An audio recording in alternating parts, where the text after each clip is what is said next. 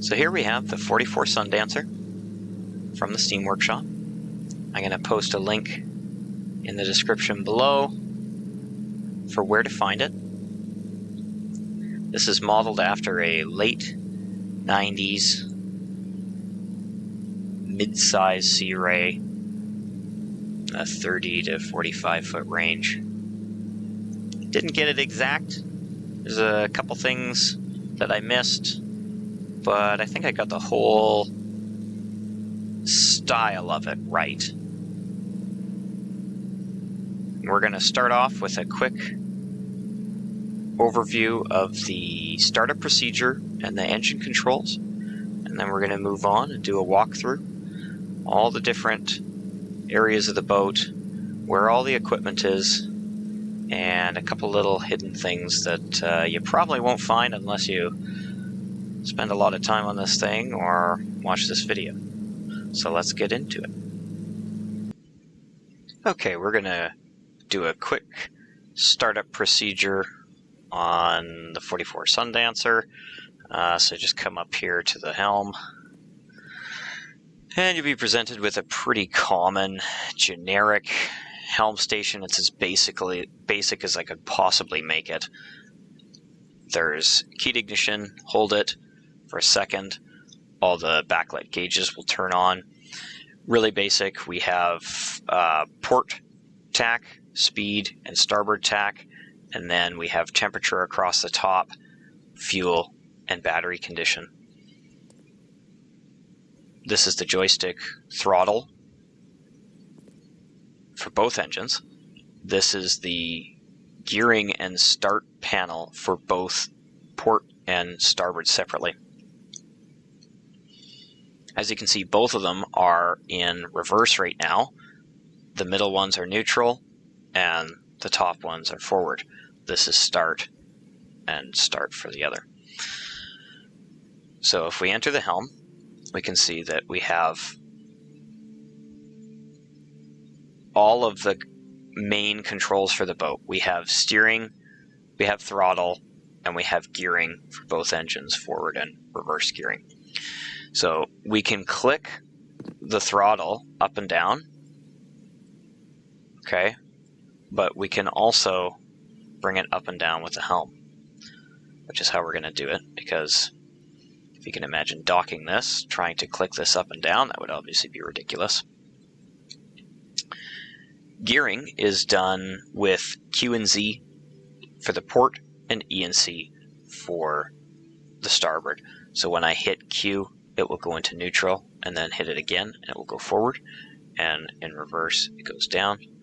Same thing with the starboard. You can't really see because my hand's in the way, but if I zoom out here, okay, that'll give you a good view of the panel. You can see we can select those separately or at the same time. Okay, so bring them both into neutral, and we're going to start them up.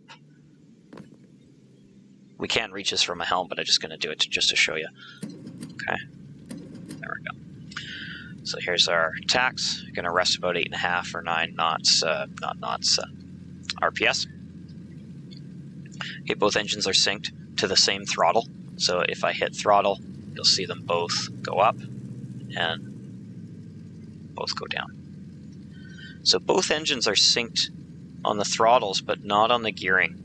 And that is pretty standard for all twin engine boats. So I'm just going to show you. It's easier than explaining it. We're going to put them both in forward and just head out.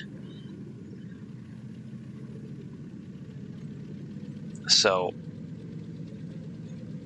all twin engine boats, we'll say, are geared separately. And this is so that they're maneuverable. It's difficult to maneuver with a rudder when you're going slow, especially the small rudders that are on boats like this. So if I put one in, I'm going to put the starboard in reverse and the port in forward, and you'll see the boat will spin on its axis. It doesn't spin exactly on its axis. It spins closer to the stern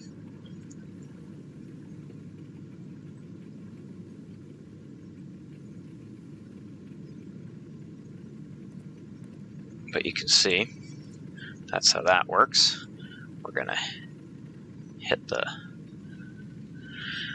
dock there if I keep doing so. I'm going to take it out and then put it in forward again. That's going to back us up a little bit so that we can spin properly.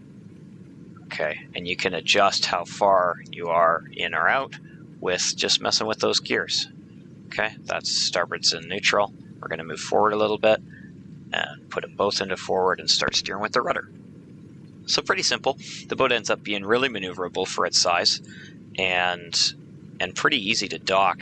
A lot of the time in Stormworks, you're not docking because you have these great big slips like this, but I think eventually we'll probably have marinas and some smaller boat access points. Hopefully they put docks in with some cleats. That'd be really nice.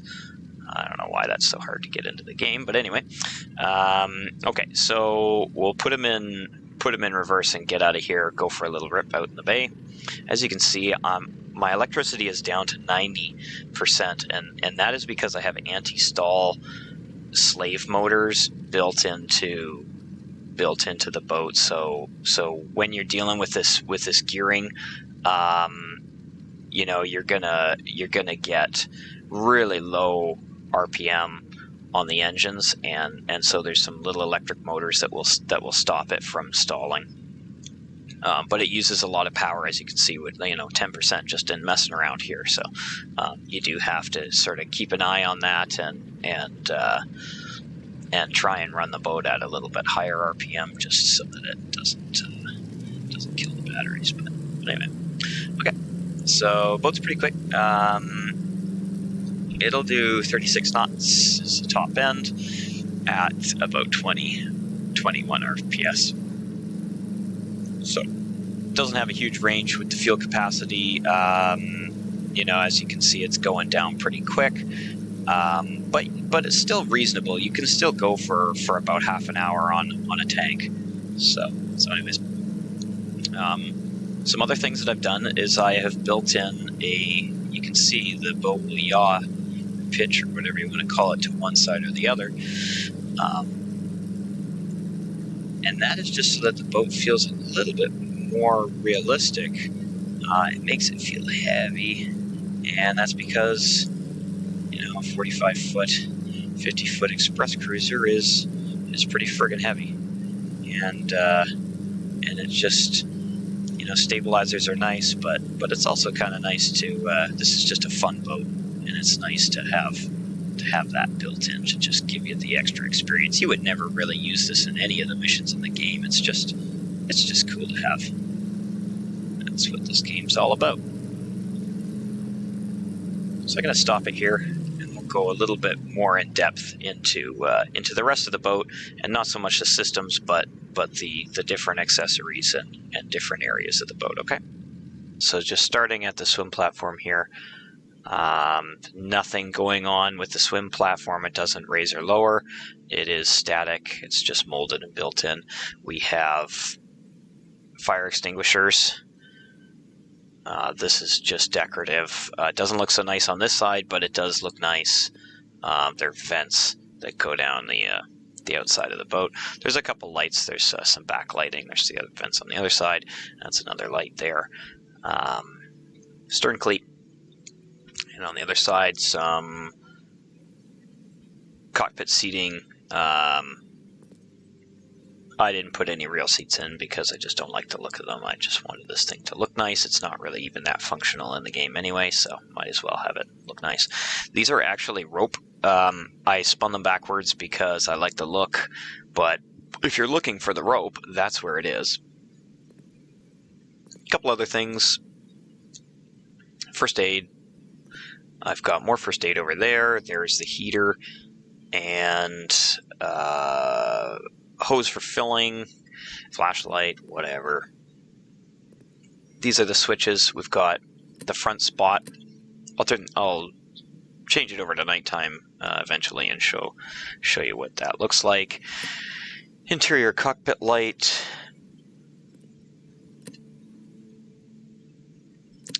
These are the underwater lights that are on the back of the boat.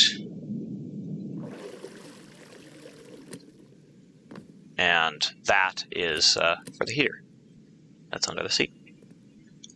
You can fit 4 people in here. It's enough if you're going to do a little rescue mission or something like that while you're out, and one pops up that's close. The companionway door is absolutely terrible.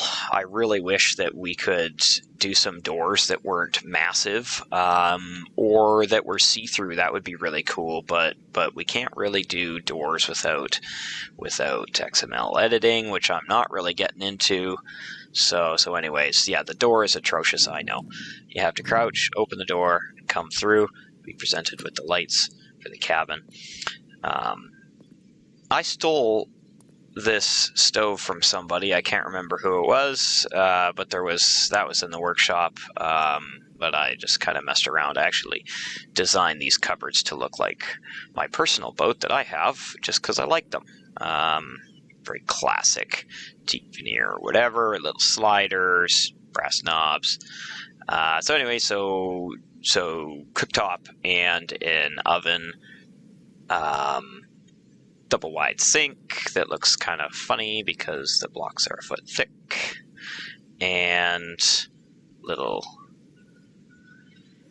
settee or dinette, whatever we want to call it. I did a little bar here. It would be nice if we had bar stools to put in there, but like I said, I'm not XML editing, so there's no bar stools.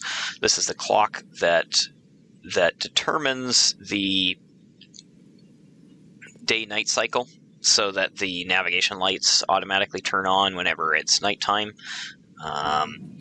This is the V-berth. Little hatch up here. Lights are on.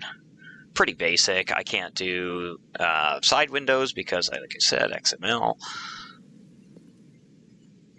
Just not getting involved in spending all my time XML editing. Every single block in here is like pretty much basic, factory, whatever, from Stormworks. There isn't really any XML editing in this boat. Little toilet in the head, sink, and a walk-in shower, which I think looks really cute, right? Little window. I think that's really nice. Okay, you can't access the machine room in here. The engine bay is off limits, so hopefully nothing ever goes wrong in there because you can't access it. But yeah, that's basically it. There isn't much else. I have this is a shore power cable, which I haven't really gotten to work properly yet because the battery chargers are so slow in this game. But anyways, that is for your shore power, and that is to fill the fuel tank. This is the engine intake, so don't sink the boat up to that point. Midship cleat for a spring line. Oh, I almost fell over. There is a rope in here, if I can find it. There we go. There's a rope right there. So again, I hid the ropes. I know where they are, so hopefully you can figure it out too. That's why I'm making these videos. That's the spotlight. Pretty cool though. It looks pretty good. It's hard to work with 1 foot thick blocks to try and make anything to scale, but I think this one turned out pretty damn good. It's actually 50-something feet, but it's modeled after a 44, and it's almost modeled after a 34 because it doesn't have an aft cabin. So yeah, the engine space is just so big that those engines take up way too much space for what they produce in horsepower. But that's just Stormworks for you. There's nothing you can do about it. Little canvas top, bimini top. And switch it over to nighttime, and you can see the lights.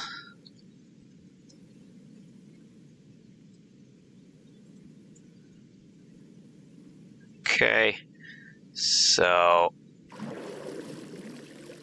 our navigation lights have turned on, so we have a port and starboard light, side light, and our all-around anchor light or running light. No stern light. I know it's not a proper navigation light setup, but it's just a pleasure craft, so who cares, right? Forward spot. Does a good enough job for docking. And underwater lights look pretty cool. I like the indirect lighting that it gives, even in the cockpit. I think it turned out pretty good.